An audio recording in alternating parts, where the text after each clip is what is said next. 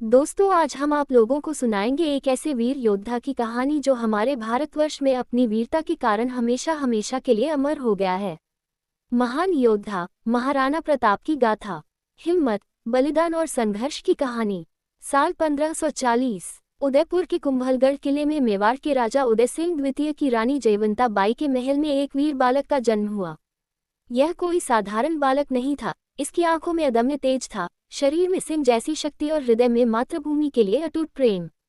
इस बालक का नाम रखा गया प्रताप सिंह, जिसे आगे चलकर संपूर्ण भारत महाराणा प्रताप के नाम से जानने वाला था।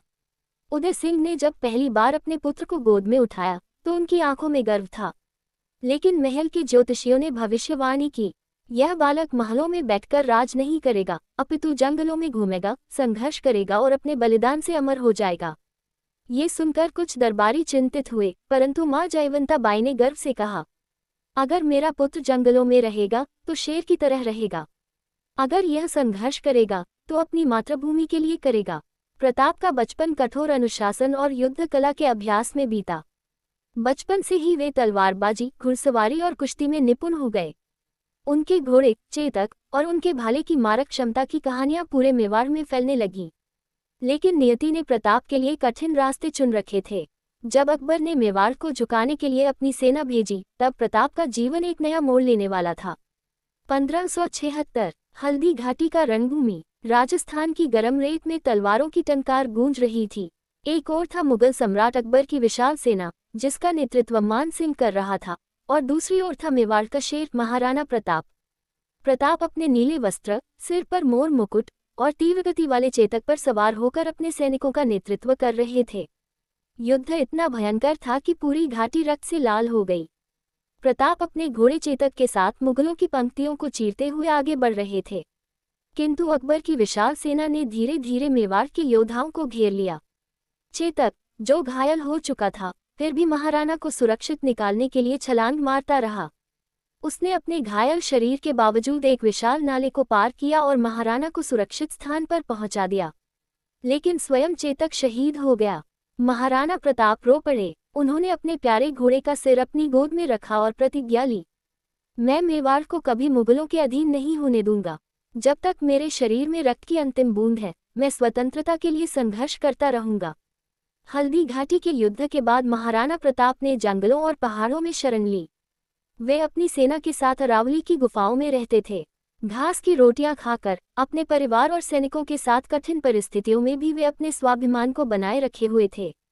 इस दौरान अकबर ने कई बार संदेश भेजे, ये कहकर कि अगर प्रताप मुगलों की अधीनता स्वीकार कर ले तो उन्हें शानो शौकत से नवाजा जाएगा। लेकिन हर बार महाराणा ने इन प्रस्तावों को ठुकरा दिया। मेवाड़ की मिट्टी की सुगंध किसी भी सोने चांदी के महल से अधिक प्रिय है। उनका परिवार भी इस कष्ट में उनके साथ था।